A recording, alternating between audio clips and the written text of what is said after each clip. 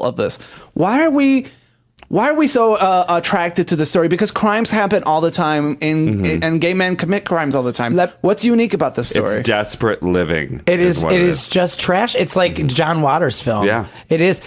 It's a John Waters movie come to life. And it's just too juicy for words. I mean, like a Kentucky. Well, if John Waters is really nice to us, we'll set him up with teriyaki. If he wants to talk to him. If he's really nice to us. You can interview Lady Vera Parker in jail. Yes. But no, I have to clarify too. Mercedes and Aurora Sexton, I think, are taking over the show. Okay, so it's two. I'm going to be doing it on the 16th, but I only told them I want to do it every once in a while because that's too much drag. My pee-pee gets tired. It's tired of being shoved up your ass. Yeah.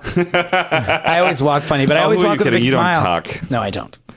That's one of my things. Why are we so attracted to seeing a drag queen going through all this drama and calamity? Because it deep down inside there's a person who's in a lot of pain. And I don't. In my own experience, I think it's juicy and delicious because if it were Tom, the person I actually knew and did shows with, I don't know that person. But if it were him and he had just done something stupid like I did, like hooking somebody up with drugs and he's getting involved in this huge thing, and he did it to himself and that was it. That's the only person that got hurt. I would feel generally and genuinely bad for him. For someone who, and I've been on that end of it where somebody's taking advantage of you and it sucks. And so I think I'm getting my jollies just from someone who has been on the victim side of it. I'm liking it and really eating this story up because good, you got what you fucking deserve. Well, I think from my perspective too is like I had offered to have her on the show one time and then I had to renege because I bumped her because I think we were going to have Devin Green on is what it was. So Devin kind of came into our life and so we had her on instead. And she was like, and then I was trying to explain to her, it's no big deal. It's a talk show. On talk shows, people get bumped all the time. It's the nature of the business. Right. Yeah, people got bumped for this show. Yeah. You bumped the guest for today. Yeah.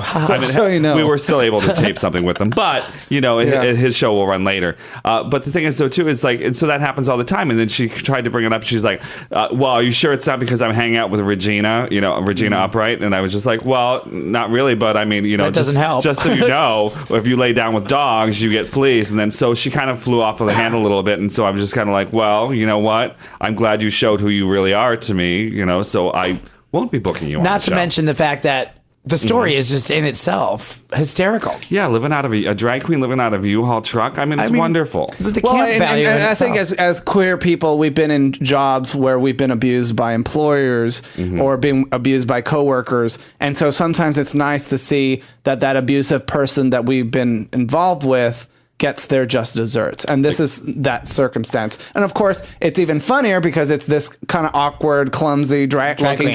Yeah, because she was clownish. Yeah, she was very clownish, but she ended up turning that into the comedy part of it, which was she was on her way to do something good, and that's what really sucks about the whole thing. I mean, like, you built something, if you've already fucked up in other towns, fine. You started something good here, and it started to do well for yourself, and you're still screwing people out of money. Start fresh, Start fresh. If you really were a genuinely good person or somebody who really wanted to improve their life, you could have stopped. You could have stopped while you started getting real drag jobs and getting money on your own. But no, I wonder if it's all about the greed. I wonder if she's a traveler. There's the Irish gypsies. I think because those are the kind of scams they run. Tina Torch says, "Let me see what prison food is like now. How does one go to the drag auctions for her?"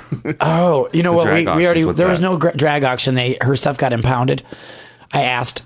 Oh, really? Yeah, her stuff got impounded, and U-Haul is going to be able to do whatever they want with it.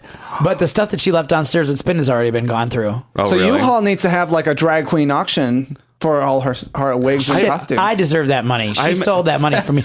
I imagine she has a little table in there, in that back of that U-Haul with a little tea set. She just sits expecting company with a little rag doll, having tea parties. So Charles A. Maher wants to know, teriyaki, I know nothing about you, but I love you. I have one burning question. Does teriyaki actually eat teriyaki? Is that cannibalism? Oh, I love teriyaki, yes.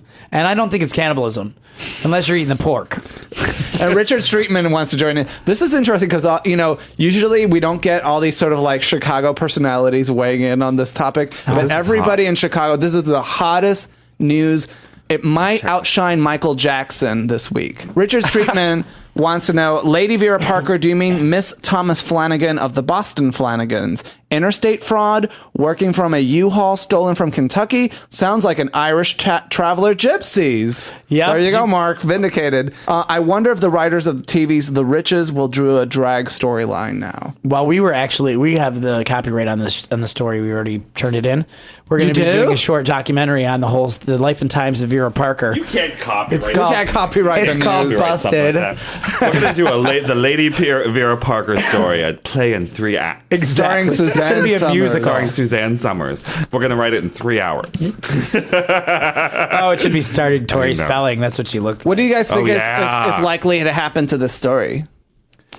Well, I think she's going to go to jail, and I think people are just going to kind of forget about her. Unless we keep it alive. I think this is an epic story. I think this will go on for years to come about like the most tragic drag queen, like going out of she went out with a boom. She's more popular than she ever was. Nobody ever talked about her. Nobody. She was just this booger in the background, and now she is like this booger megastar. It's time for a comeback, girl. When she gets out, we should have a big parole party. We will. So, Well, she's and once again, she's welcome to come on the show, absolutely. and we'll love to hear her side of the story because I'm sure she has How do you one. explain that away, really? This is the biggest story in Chicago drag since when?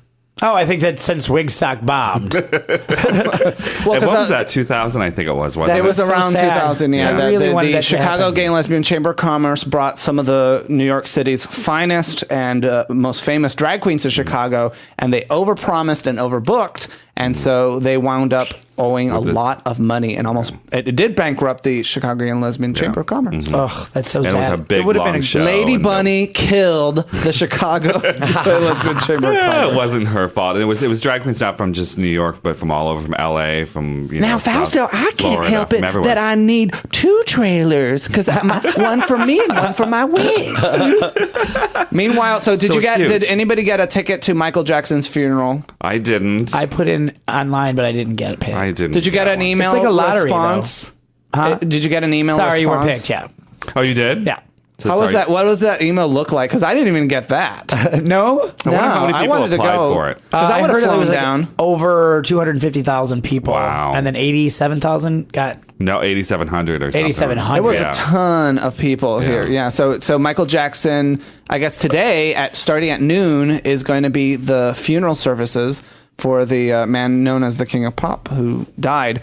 And what's happening right now is that pretty much a lot of people, a lot of physicians and doctors that worked with him are coming forward and saying that he was struggling with sleeping problems, and probably there was a drug that maybe he took that he overdosed on, which caused him to go into cardiac arrest. Because if you look at the video from his rehearsals and stuff like that, he doesn't look. He doesn't look well, he doesn't- though. Well, I don't think he looks that bad. He hasn't really. looked well in a long time. Well, yeah, but I mean, he was moving around and doing all sorts of stuff. So I don't think it was. Yeah, I'm gonna guess. We're speculating. speculating that Girl, that's what it and is. just the day before the funeral, his mother has lost control of the son's estate. Well, it's going temporarily to a family. advisors, yeah. Yeah, so that's going to be a big, huge ass fight. Now, over the weekend, I had watched this wonderful interview with Sida Garrett, the woman who wrote the song that Michael Jackson made famous, "Man in the Mirror," and she had performed it with the Agape International Choir in Los Angeles, and they interviewed her. Agape, I think is how you pronounce Agape. it. Oh, Yeah. I don't know. I'm just It's reading Greek. it. It's Greek. Agape International Choir, and Agape. so I looked online because I was really moved by her talking about the experience and the song and what Michael Jackson's music meant to her, and so, but I couldn't find the entire performance, so I wrote to the choir thinking I wouldn't get a response, and they wrote back to me and they were like, "Oh well, here it is, Fausto. Enjoy." You broke the story, girl. So I wrote a Michael Jackson story. I can't believe it. I mean, because everybody in the media is jumping down on Michael Jackson this, Michael Jackson that, and I was like, well, where's the actual performance? So they put it up, and on Sunday I was one of the first bloggers to put the entire performance of Sida Garrett's "Man in the Mirror." I have to say, I was moved to tears, and I can't stop singing "Man in the Mirror" after that. Believe me, he can't. Oh, really? But I Poor found you. a cure, though. I stopped him because every time he starts singing it, I start singing "Kumbaya, my lord, Kumbaya." That's something I would do. Yeah. Well, then and I it was shuts him up real reflecting- quick. Get out the taser. Because celebrities die all the time, and Yes. big name celebrities die all the time. So why is Michael Jackson's death hitting us so hard? He's bigger than most. Icon. Yeah, he was an icon. But icons die too. And I would say the difference between most icons and this one is that he shares a lot of things in common with Barack Obama. One of them is that he brought the African American experience and the music to a mass audience. I would Not agree. His physical appearance, because everyone's like, he didn't look black, he looked white because he had a lot of plastic surgery. I'm talking about the sound and the music and the culture. Yeah. He brought that to a mass audience, and he had a lot of setbacks in the last decade. He had lawsuits, allegations, scandal, controversy, and a poor selling album. So he was in the process of trying to make a comeback, and then he died. And so for a lot of ways, it's a loss of not just of this entertainer, but about the potential that his career could have had. Now, had Michael Jackson had been on the top and made that comeback and then died, I don't think we would have been as hurt as much. I think people would still be as huge as a news thing as it is, because this is something that really doesn't happen. But that I think it's often. augmented. Because it happens though when it's like, when Elvis died or Marilyn Monroe dies. These are these people that really just they take over the uber consciousness of the world, Right. And they dominate. I agree with Fausto and on the line where it is augmented by the fact that he was coming back up, and it's like a sad story because he could have the could have beens are there. That's the effect. But even if he was on top, we still would have had this kind of media scrutiny. I also agree with you. Yeah, because but it fans the flame. we grew up with him. Like And everybody. so there's a chance, I think, that Michael Jackson's actually legacy 10 years from now, 20 years from now, 50 years from now, 100 years from now will actually outshine Elvis's. That's just a hunch. You think? Yeah.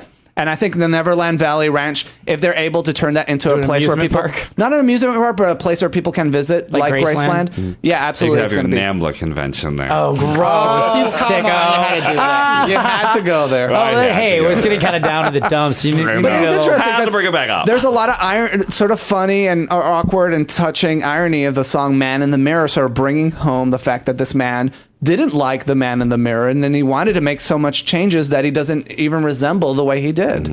You know, you think about the song "Man."